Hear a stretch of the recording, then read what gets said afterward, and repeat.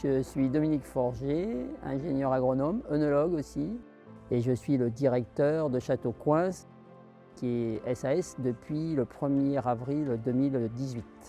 Coins, on a vu, c'était 20 hectares en rouge et 10 hectares en blanc, et donc ça nous permet de produire en moyenne, c'est vraiment qu'une moyenne, c'est très variable selon la climatologie des années. 110 000 bouteilles de rouge et puis en gros 60 000 bouteilles de blanc. L'âge des vignes, c'est un facteur vraiment très important sur la qualité des vins qu'on produit à partir de ces raisins. Et donc le vignoble vieillit, on a augmenté les densités de plantation, on est resté toujours sur des niveaux de production faibles en kilos de raisin par pied.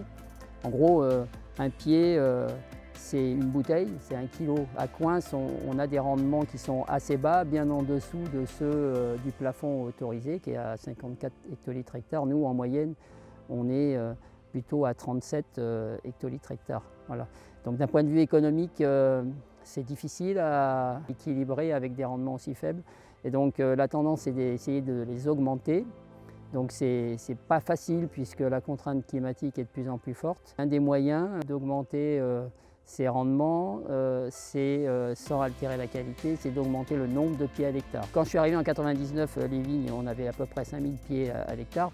Maintenant, l'objectif, ça sera plutôt 8 à 9 000 pieds à l'hectare. Au niveau du modèle économique, depuis 2008, on vendait exclusivement tout le vin produit à Coins aux agents INRAE. À partir de 2008, la direction générale nous a demandé de tout mettre en œuvre pour développer la notoriété des vins, de faire connaître ces vins en dehors de la maison INRAE. On s'est lancé sur ce qu'on appelle la place de Bordeaux pour proposer nos vins en primeur aux négociants bordelais, tout en conservant une partie de la production pour les agents INRAE. Aujourd'hui, on est à peu près à 40% en chiffre d'affaires qui provient des ventes INRAE, à peu près 50% des ventes en primeur sur la place de Bordeaux, et puis les 10% restants, c'est soit des ventes à des professionnels en direct, soit au travers de l'activité œnotouristique qu'on développe depuis quelques années à Coins.